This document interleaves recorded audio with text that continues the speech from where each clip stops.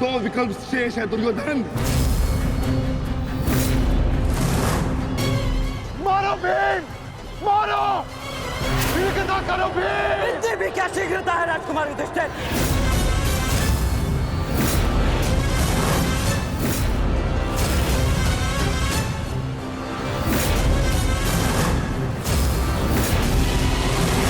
पीछे हट जाइए विकोदर भीम, अन्यथा मूल्य अपने ज्येष्ठा के प्राण देकर चुकाने होंगे। नहीं भीम, नहीं, मेरी चिंता मत करो, अपना वचन पूर्ण करो। ऐसा अवसर दोबारा नहीं मिलेगा अनुज, बस करो इस दुर्योधन का। पांचाली के अपमान का प्रतिशोध दो भीम, करो इस दुर्योधन को। एक बार पुनः सोच लीजिए, अवसर दोबारा मिल सकता है परंतु ज्येष्ठ के प्राण दोबारा नहीं लौटेंगे। मारो भीम, मारो।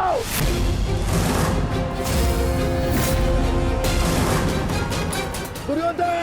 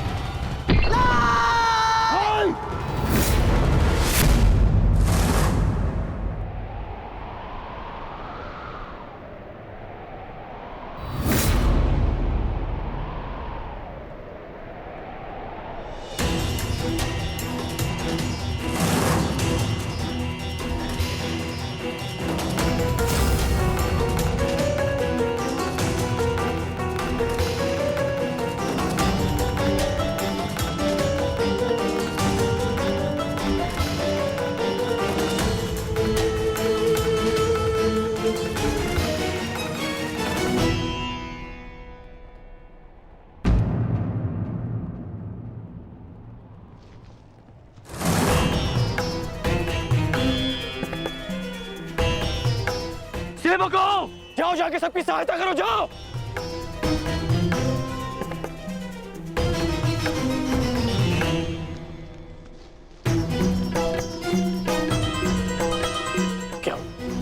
क्या हुआ?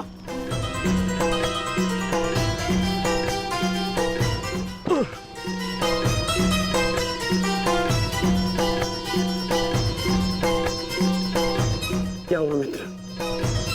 आज हम ये युद्ध हारने ही वाले थे मित्र। उस भीम ने मेरा वध कर ही दिया था, परंतु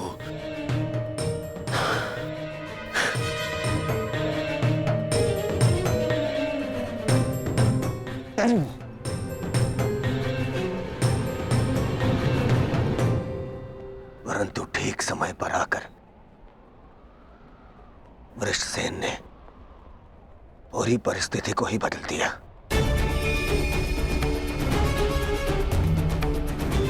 वीर वृषसेन ने आज न केवल मेरे प्राणों की रक्षा की,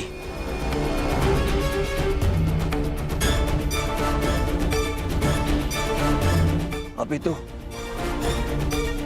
कौरव सेना को एक लज्जाजनक हार से भी बचाया।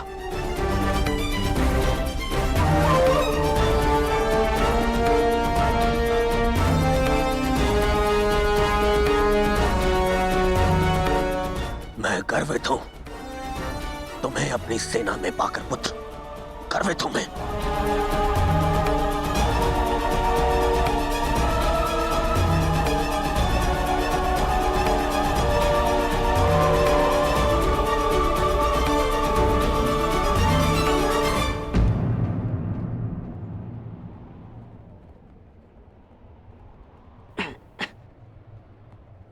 आप फिर से मेरे घाव देख रहे हैं ना पिताश्री, और मैं फिर से यही कहूंगा, चिंता मत कीजिए। आज का युद्ध समाप्त हुआ और युद्ध भूमि में जो कुछ भी हुआ उसे भुला देना ही श्रेयस्कर है, अपितु उन बाधाओं को समझने का प्रयास करना चाहिए जो हमें विजयश्री बनने या प्राप्त करने से रोक रही है।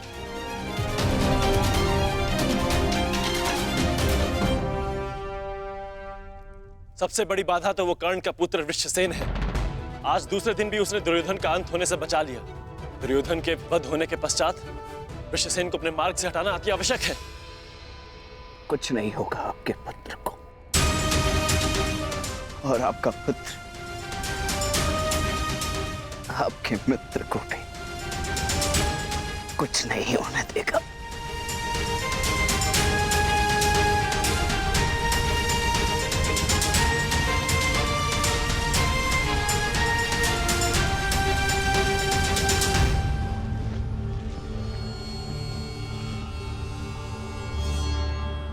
मित्र, आज का दिन हमारे पक्ष में नहीं था। तुम हमारे साथ होते तो कदाचित ऐसा नहीं होता।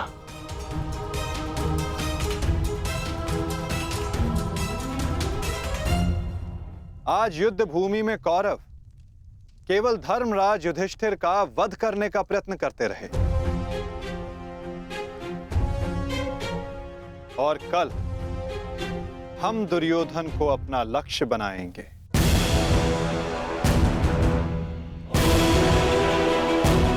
क्योंकि दुर्योधन के अंत के साथ कौरवों की पराजय भी निश्चित है।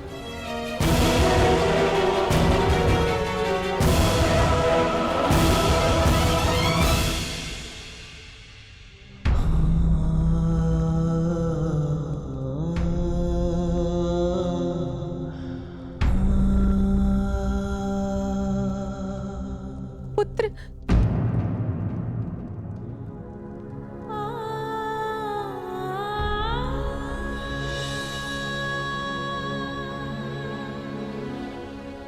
ये क्या दशा बना दी है इस युद्ध ने तुम्हारी? अरे माता, आप कब आई? माता हूं।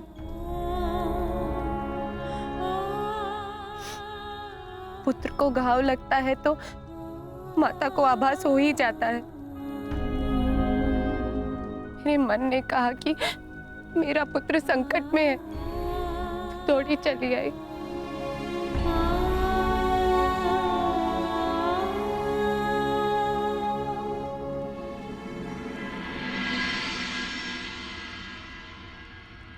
परंतु आप भी तो इसके पिता हैं। क्या अपने पुत्र की इस दशा को देखकर तनिक भी दया नहीं आती?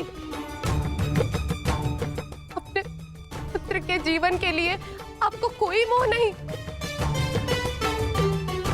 मैंने निश्चित कर लिया है, तुम कल युद्ध में नहीं जाओगे।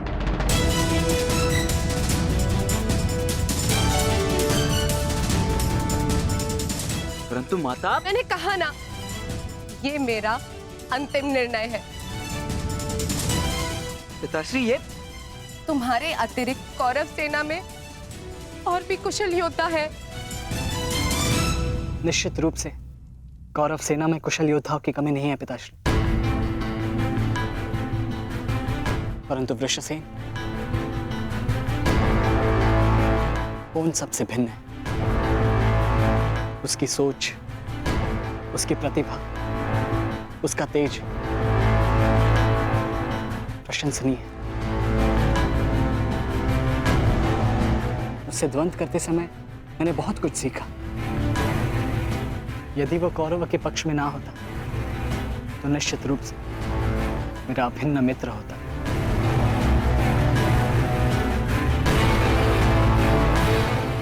परंतु समझ में नहीं आता कि उसमें इतना तेज आया कहां से। कुछ जन्म से, कुछ कर्म से। वो अंगराज कर्ण का पुत्र है, जिसके मन में मृत्यु का भय नहीं, अपने कर्तव्य की ओर पूर्ण आत्मसमर्पण है। उस पर तेज स्वतः ही आ जाता है। अभिमन्यु,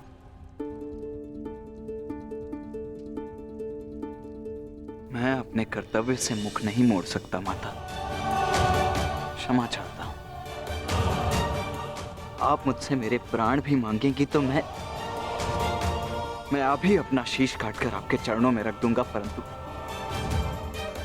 परंतु मैं अपने वचन से विमुक्त नहीं हो सकता माता। मैं वचनबद्ध हूं। मैं युद्ध में पराजित होकर लौटने वाला नहीं। या तो मैं विजयी होकर कंधों पर बैठकर आऊंगा, या वीर गति को प्राप्त करके कंधों पर लेटकर।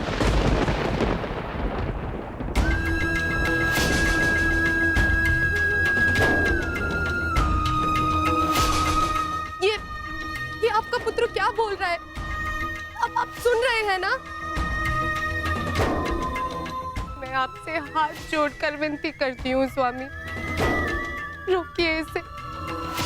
आप ऐसा कैसे होने दे सकते हैं? कुछ कीजिए। करना तो तुम्हें है सुप्रिया। ममता और कर्तव्य में संतुलन करना है। तुम एक योद्धा की माता हो, तुम्हें अपने हृदय को कठोर बनाना होगा। मेरी अनुपस्थिति में हमारा पुत्र इस महायुद्ध में अत्यंत मुख्य भूमिका निभा रहा है। मुझे उस पर गर्व है और तुम्हें भी होना चाहिए सुप्रिया। युद्ध में पीछे हट जाने वाले वृषसेन का पिता होने से अधिक युद्ध में बलिदान दे देने वाले वृषसेन का पिता होना अधिक श्रेष्ठकर समझता हूं।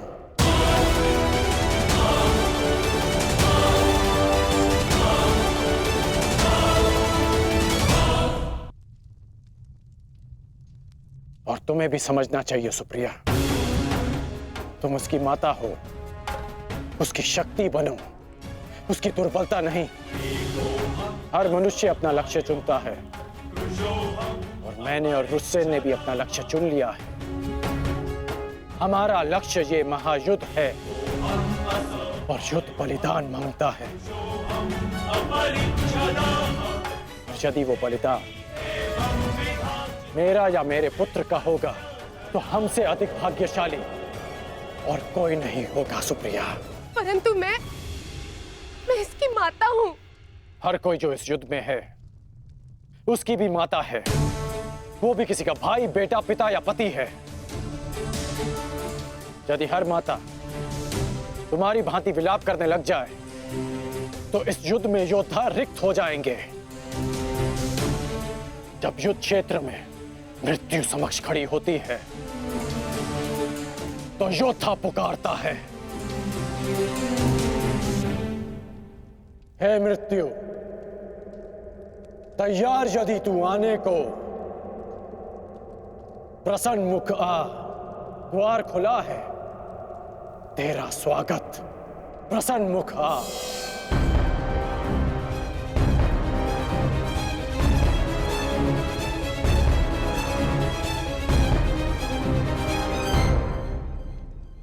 दो महायोद्धाओं के समक्ष एक दुर्बल माता कैसे जीत सकती है? यदि आपने निर्णय ले ही लिया है तो ठीक है, किंतु एक बात स्मरण रखना, यदि मेरे पुत्र को कुछ भी हुआ तो उसके उत्तरदायी आप होंगे और इसके लिए मैं आपको कभी क्षमा नहीं करूंगी।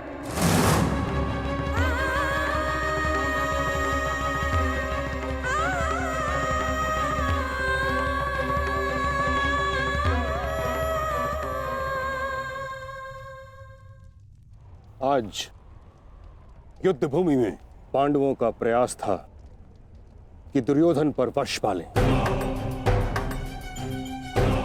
कल भी कदाचित उनका यही प्रयास होगा।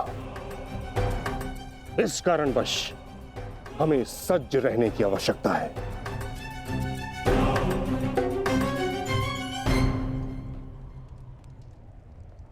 कल हम गरुड़ व्यूह की रचना करेंगे और इस व्यूह का नेतृत्व स्वयं मैं करूंगा। गरुड़ की आंख के स्थान पर मेरा रथ होगा उसके एक पंख पर गुरुद्रोण आप और दूसरे पंख पर अश्वत्थामा, मध्य में मद्रराज शैल्य और युवराज दुर्योधन अंतिम रेखा पे रहेंगे। कुशल योद्धाओं का दल उनका सुरक्षा चक्र बनकर रहेगा और किसी भी मूल्य पर यह सुरक्षा पंक्ति टूटनी नहीं चाहिए। ये लीजिए, ये नई रणनीति लाए। पितामह, आपकी अब तक कोई भी रणनीति सफल तो हुई नहीं है। ऐसा ना हो कि आपकी ये रणनीति भी असफल रहे। ऐसे मत देखिए, कुछ अनुचित कह रहा हूं, सत्य कह रहा हूं। अब तक आपकी किसी भी रणनीति का कोई भी वास्तविक लाभ हमें नहीं मिला है। आज जो घटित हुआ है और जो घटित हो सकता था, मैं जानता हूं। अरे सेना को छोड़िए, आप तो मेरी सुरक्षा का कर्तव्य, अपने युवराज की सुरक्षा का कर्तव्य भी पूर्ण नहीं कर पाए। हे पितामह, अब मुझे आप पर विश्वास नहीं रहा पितामह। नहीं दुर्योधन, पितामह के अतिरिक्त तुम्हारी रक्षा और कौन कर सकता है? मैं करूंगा, मैं करूंगा, मैं करूंगा, मैं करूंगा।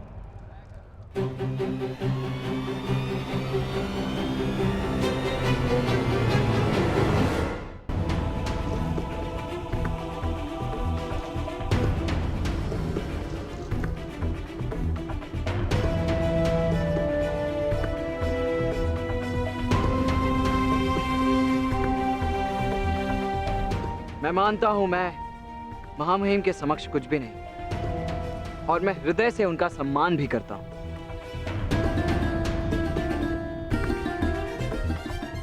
किंतु यदि युवराज मुझे अवसर दें तो मैं उनकी सुरक्षा के लिए सदैव तत्पर रहूंगा।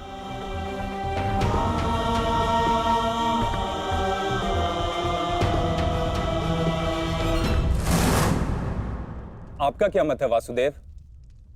कल कौरव किस रणनीति के साथ युद्ध क्षेत्र में उतरेंगे?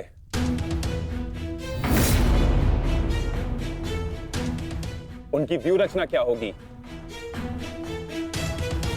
व्यू रचना चाहे जो भी हो, किंतु आज जो रणभूमि में हुआ उसके पश्चात यह निश्चित है कि दुर्योधन की रक्षा हेतु वे उसे सेना की अंतिम रेखा में ही रखेंगे, क्योंकि वो जानते कि दुर्योधन ही हमारा लक्ष्य है।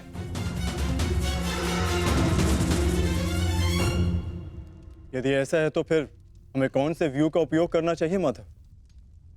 अर्धचंद्र व्यू पार्थ।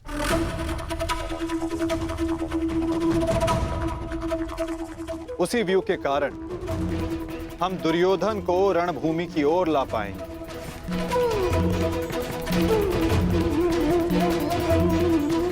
और यदि दुर्योधन व्यू से बाहर नहीं आया तो ये उसकी दुर्बलता समझी जाएगी और मानसिक पराजय भी।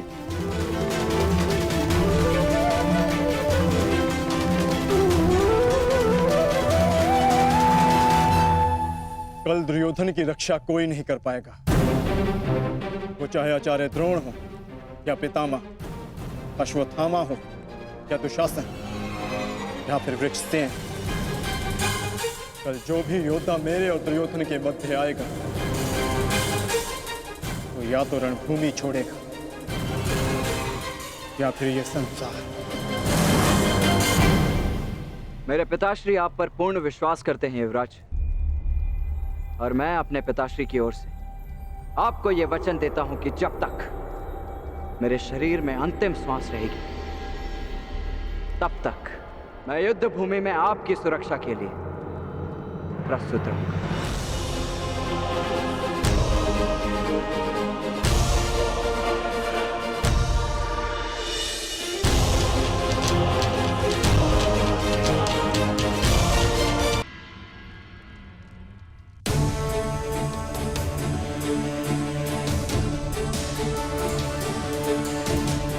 आज युद्ध का तीसरा दिन है। मेरी इच्छा है कि तुम हर परिस्थिति में मेरे साथ रहो। तुम्हारी सुरक्षा हेतु यह आवश्यक है। आप केवल सेना के नेतृत्व के बारे में सोचिए। तुम्हारी कुतर्कता का मैं उत्तर देना नहीं चाहता दुर्योधन, परंतु दो बातें स्मरण रहें दुर्योधन।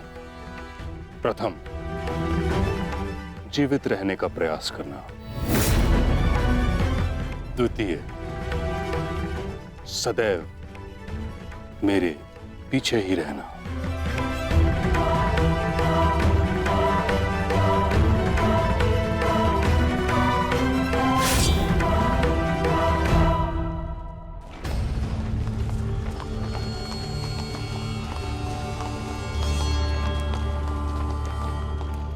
प्रणिपात पिताश्री। यशस्वी भव। मैं यहां तुम्हें यह बताने नहीं आया कि मन लगाकर युद्ध करना, क्योंकि वो तो तुम करोगे ही। मैं यहां तुम्हें एक सीख देने आया हूं।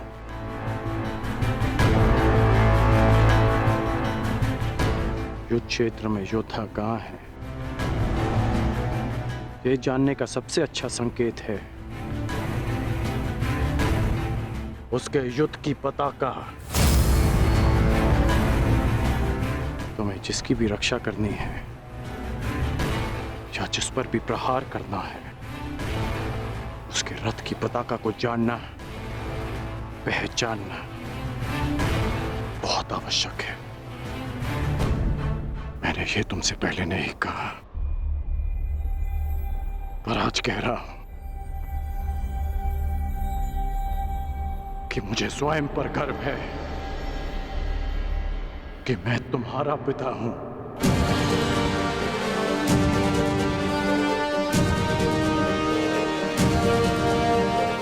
कल्याण हो तुम्हारा पुत्र। अपने पूरे कौशल से युद्ध करना और विजयी बनना, ताकि संसार स्मरण रखे कि तुम राधे कर्ण के पुत्र हो। सदा स्मरण रहेगा पिताश्री। जब मृत्यु युद्ध क्षेत्र में सामने खड़ी हो तो योद्धा कहता है, हे मृत्यु, तैयार यदि तू आने को, प्रसन्न मुखा। द्वार खुला है, तेरा स्वागत, प्रसन्न मुखा।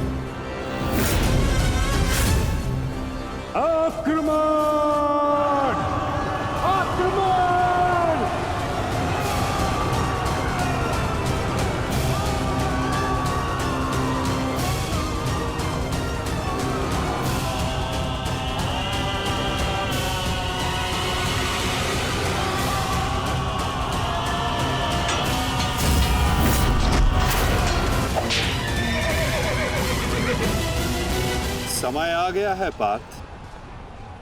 क्या करना है, स्मरण है ना?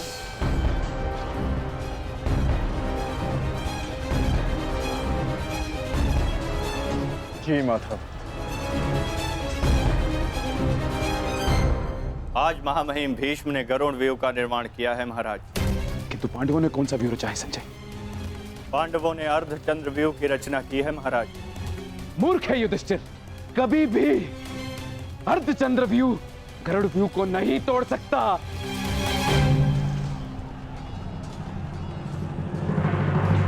प्रस्थान करो विकोदर। जो आदेश वासुदेव। अपने साथ कुछ सैनिक भी लेते जाओ। जी वासुदेव। सैनिकों, आगे बढ़ो।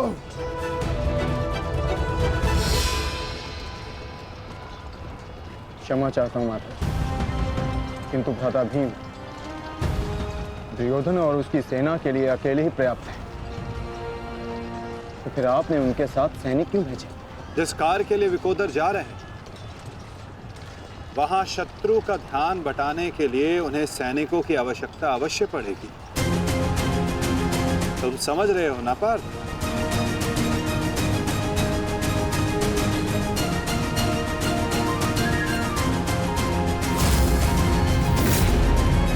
दुर्योधन, कल जो कार्य अधूरा रह गया था उसे पूर्ण करने का आज समय आ गया है। हाँ भीम, हाँ, क्योंकि नियति ने तुम्हारी मृत्यु मेरे हाथों लिखी है, मेरे हाथों। आओ, एक बार पुनः सोच लो दुर्योधन, कल मैंने ही तुम्हें प्राण दान दिया था और उसी के कारण आज तुम एक भयभीत हिरण की भांति पितामह की छाया में छिप कर बैठे हो। बाहर निकलो और लड़ो मुझसे। दुर्योधन, कहीं ऐसा तो नहीं कि तुम्हें अब समझ में आ रहा है कि रणभूमि सजाकर तुमने कितनी बड़ी मूर्खता की है? अभी ज्ञात हो जाएगा कि किसने कितनी मूर्खता की है। आओ दुर्योधन, मैं तुम्हारी प्रतीक्षा कर रहा हूं। साथी,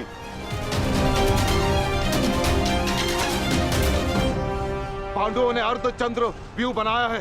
यदि युवराज इसमें फंस गए ना तो उनकी सुरक्षा करना असंभव हो जाएगा। कुछ ना कुछ तो करना होगा मां महिम। हमें इन्हें रोकना होगा। जी मां महिम।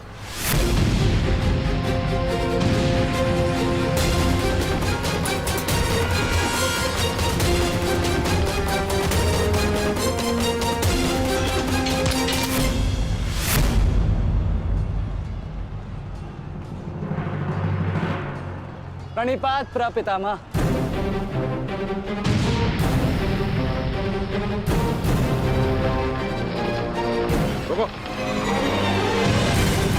प्रणाम आचार्य। क्यों मेरे समक्ष आ जाते हो?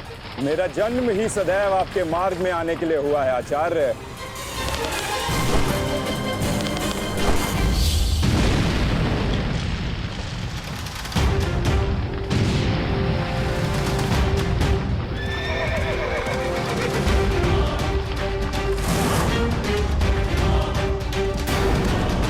मुझे युवराज की सहायता के लिए जाना होगा।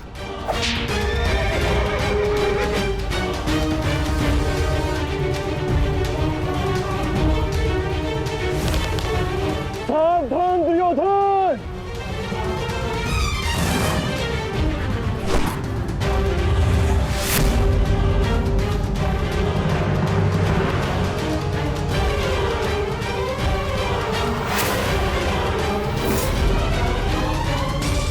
चूक गए अर्जुन, अपना एक बाण व्यर्थ कर दिया तुमने।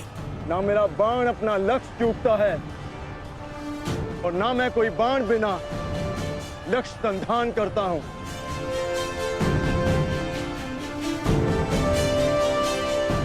अर्थात इसलिए ताकि पितामह भीष्म मुझे ढूंढ ना पाए। ये युद्ध हम भाइयों के मध्य है, तो फिर इसमें आचार्य द्रोण और पितामह को कष्ट क्यों देना?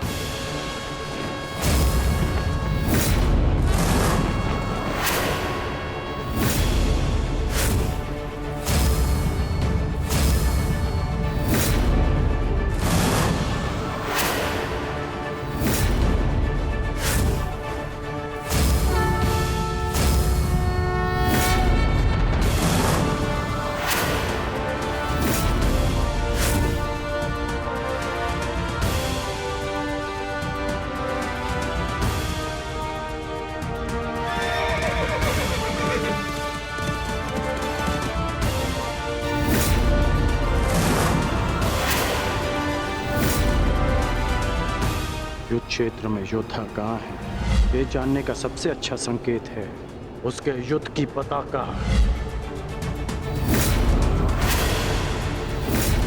सारी पांडव पताकाएं एक साथ, अर्थात वहां कोई एक विशेष शत्रु है, और वो विशेष शत्रु युवराज दुर्योधन के अतिरिक्त और कोई नहीं हो सकता।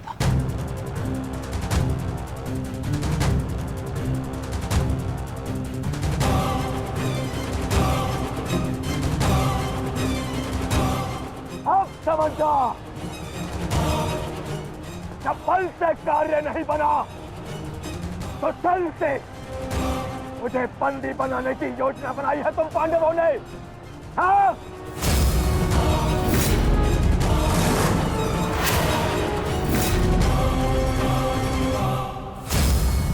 आओ!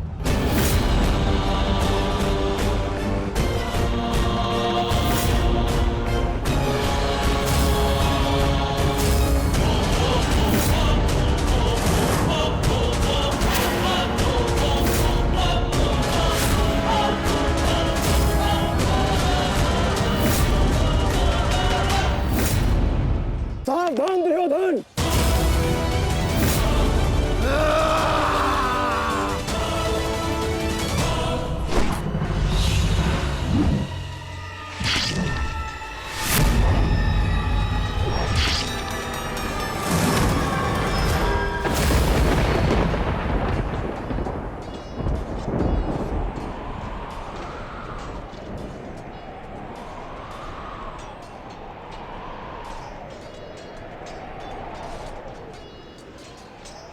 वृषसेन!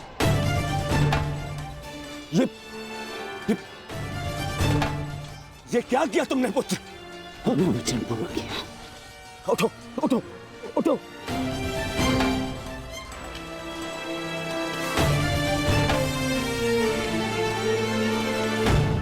ये मेरे और इन पांडवों के मध्य का युद्ध है, तुम्हारा नहीं। तुम जाओ, ये मेरा आदेश है, जाओ यहाँ से। आज यदि स्वयं ईश्वर भी मुझे आदेश दे तो मुझे स्वीकार नहीं है युवराज। आपके द्वार से कोई खाली हाथ नहीं लौटना चाहिए युवराज। शत्रु युद्ध मांग रहा है यार। आइए मिलकर उसे युद्ध का आनंद देते हैं।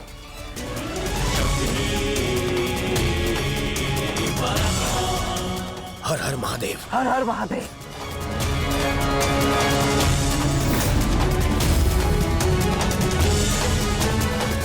उठ जाओ वृषसेन!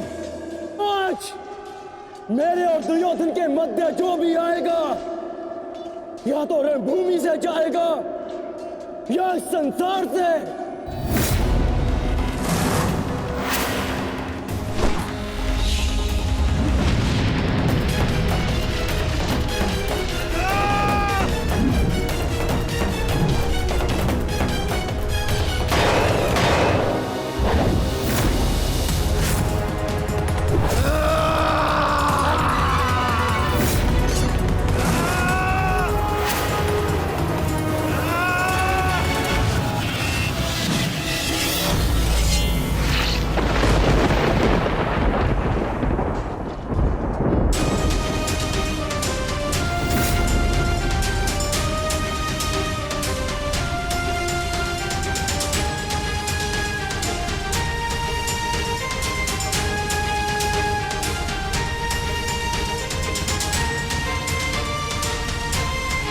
वृषसेन, तुम ठीक तो हो पुत्र? हाँ, आप मेरी चिंता मत कीजिए युवराज, आप स्वयं। वृषसेन!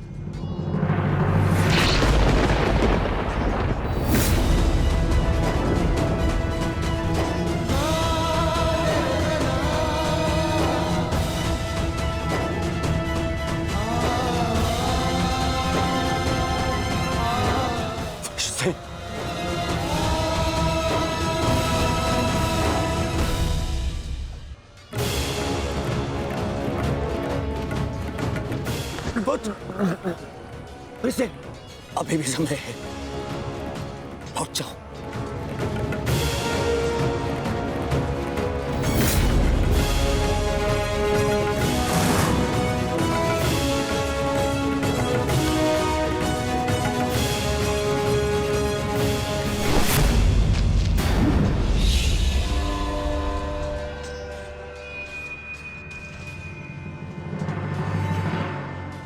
सूर्यास्त होने को है अर्जुन। संधान करो।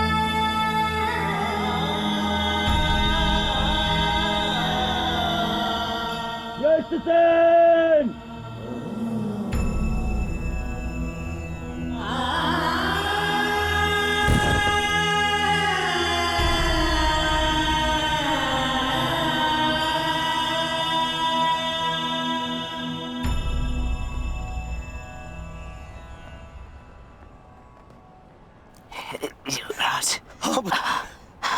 आप सुरक्षित तो है। हाँ पुत्र, मैं सुरक्षित। और तुम चिंता मत करना, मैं तुम्हें अभी वैद्य के पास में लेके जाऊंगा। तुम स्वस्थ हो जाओगे। आओ आओ।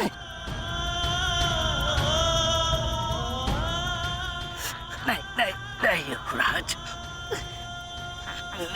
मेरे पास समय नहीं है। नहीं। मुझे कहीं और जाना है। कहाँ जाना है पुत्र? मुझे जाना।